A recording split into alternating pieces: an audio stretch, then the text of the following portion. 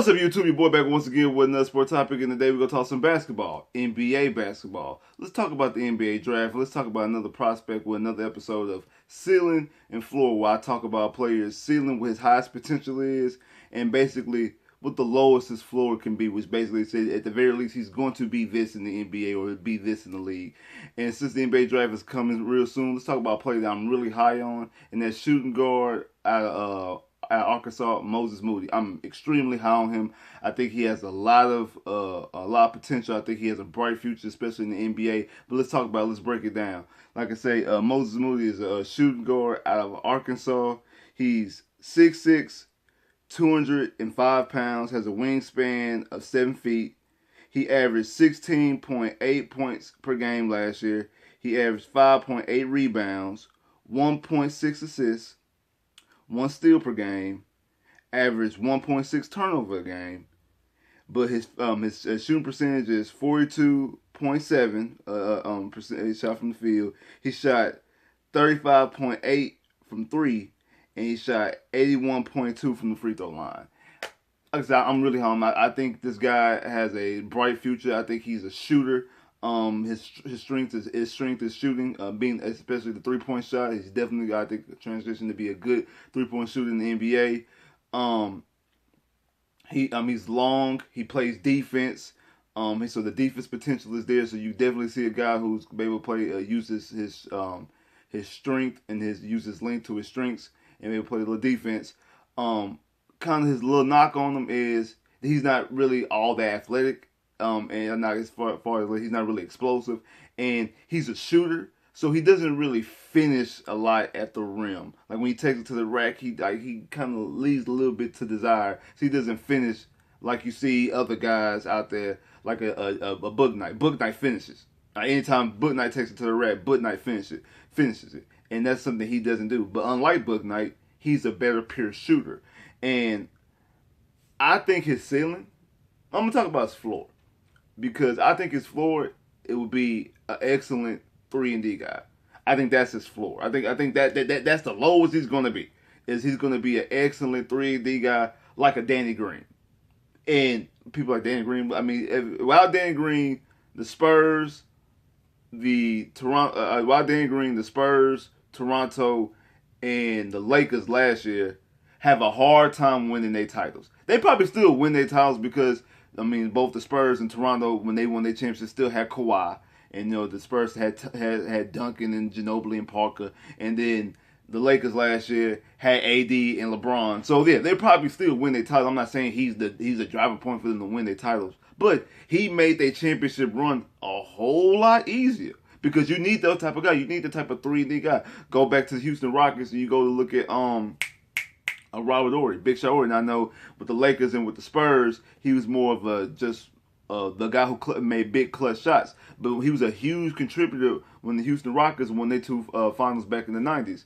So that type of guy who could play defense and shoot the three, he's going to be able to do that at an excellent level. And that's the floor. That's his floor, is to be an excellent 3-and-D guy. Potential probably 6-man player of the year type of guy, being those type of conversations. But at the very least, to be the elite 3-and-D guy. His ceiling, though? I think his ceiling, he could be the number one scorer on the team. I'm not going to say the number one scorer on the championship team because there's a whole bunch of variables with it, but I think he could be a legitimate starting two guard, and be the best player on said team, and be the leading scorer on said team. I think he can be a superstar. I think he's going to be the steal of the draft. I think we're going to be looking at this draft 3, 4, 5 years from now and be like, dang, Moses Moody went all the way down there? Like how Devin Booker would fell to 13? Like, damn. Like, he fell all the way to 13? Damn, he fell all the way to 12? Like, that's what we're going to be thinking. We're going to be thinking of things like that. I'm not comparing him to Devin Booker. I'm just saying we're going to be looking at years later. I feel like, man, I can't believe that Moses Moody fell that far. Because from what I'm looking at, the highest I've seen him being drafted is the 6th pick. With OKC, that's the highest that I've seen him in the mock draft, and the lowest I've seen him was at 15 to Washington. And to be honest, I've seen him more so on the back of half, like in that 10 to 15 range, which is amazing to me. But if you go back and look at his tape, because his tape doesn't lie.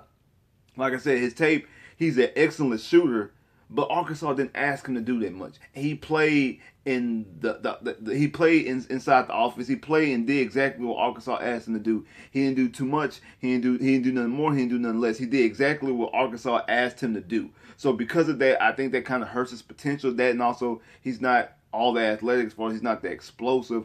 How you got players like Kaminga and Keon Johnson and things like that in Book Night. Like, he's not as explosive as some of these other guys. So because of that, he doesn't really just doesn't get the run like that. Not to mention he played in the confines of his offense. Like, Book Night was the driving force, was the leading scorer on his team at UConn.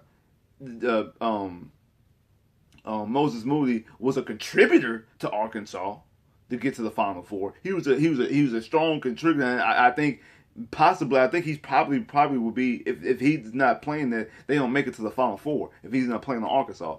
But he was just asked to do his job. He just did his job. What they asked him to do, that's what he did. And I think that's, even though that might hurt his draft stock, I think that's going to bode well for him in the NBA, because he's not going to be a selfish player. Even though in some aspects you do need to be a little bit more selfish, and I guess on that standpoint, he needs to be a little bit more aggressive. I think if he gets that role to be the number one guy or the number two guy in the offense on a team, I think he will take that over, because I think he has that potential, because he has the talent at the very least to do that. But if he's being asked to do certain things, like just to be a 3-and-D guy, he can do that. Like I said about Book Night, I know I said in his floor and ceiling video that I said that he would better benefit being on a bad team where he could be the primary 1 or 2 scoring option, that more so than being on a team that's good and loaded and he just coming off the bench and scoring. It hurt him in his development.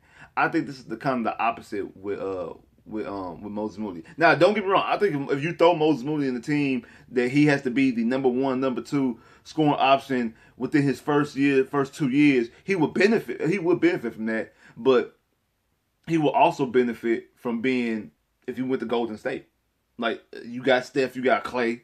If he goes to Golden State and you roll into him off the bench, and that type of offense where they just throwing the ball around shooting, because he can play without the ball, I think he could benefit from that too. And he'll show his strengths. He'll show his defensive strengths, his length. He'll show his shooting. One, he's going to be able to get wide open shots, because you got Steph and you got Clay.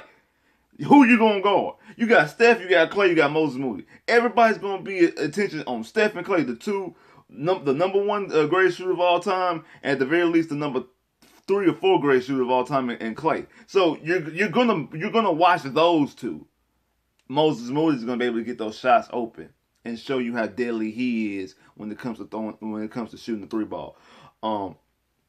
But because his floor is so high, that's why I think people should really take a look at him, because I don't really see him being nothing less, like I said, than an excellent 3-and-D player. I think his highest potential is to be an all-star, and I think he can possibly reach that potential. Like, he could be a scoring all-star, but then also, like I said, his floor would just be a solid 3-and-D player, and that has nothing like that. That's what you could do on the championship team. Like I said, his floor would be a Danny Green type, which Danny Green has 3 championships and was a major contributor on all 3. That's not a slap in the face. That, like, I mean, if I'm not mistaken, doesn't he have the record for the most 3s in the finals? Either most 3s or most 3 attempts. And let's stay in Clay, one of them broke it, and I think Clay might have, but I know he did. I know he set the record when he was with the Spurs. I don't know if that record's still the same, because he set the record when he was Spurs in the 13 finals when they lost to the Heat. In that one game, he had the most 3s in the game. I don't know if it's Steph or Clay, because they've been to the finals so many times since then, if they would have broke their record. So comment below if it is, because I'm kind of just freestyling right now. I can't remember if he does have their record, but that's the type of potential that Moses Moody has. Well, that's his floor. I ain't gonna say potential. That's his floor, is to be that type of caliber of player. So there's nothing wrong with being a Danny Green. So especially if that's your floor. Now, your ceiling could be maybe, like I said, a Devin Bookerish, a Klay Thompson. Really, Klay can play defense and is an excellent shooter. So his ceiling could be Klay. So you talking about a guy who can be Clay or be Danny Green. Like his floor is Danny Green, and his ceiling is a Clay Thompson type player.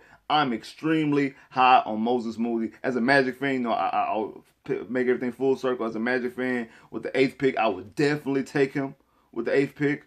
If he's available, if he's there at 8, I'm not passing on him. This is me. If he's there at 8, I'm not passing on him.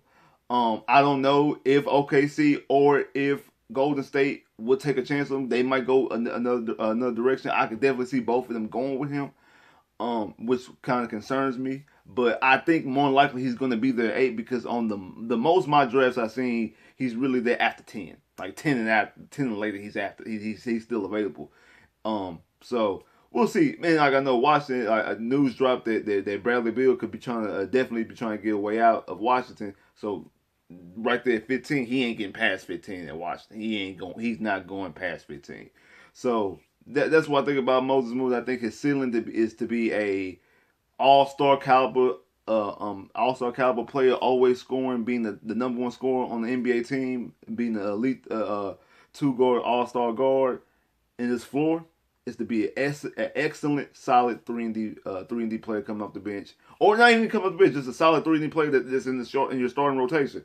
Just a high caliber 3 and D guy, and those guys are very vital and very crucial to teams trying to win championships and make championship runs. So, like, subscribe if you haven't, comment below if you haven't, click that bell, get more videos. If y'all want me to do more videos, comment, let me know who y'all want me to do a floor ceiling on. And it don't have to be just a rookie. I mean, a potential rookie. It don't have to just be a potential somebody entering the draft. It could be somebody who's played 1 or 2 years that we really don't know exactly what they have. It could be a free agent to your brand new team, and you go, okay, what's this floor and what's the ceiling being in our offense or being inside our team? And doesn't have to just be basketball. It could be football. Anybody. So just if you want me to do a floor and ceiling on a player, let me know. Comment that and let me know. Like, subscribe if you haven't. Click the bell, get more videos. I holla.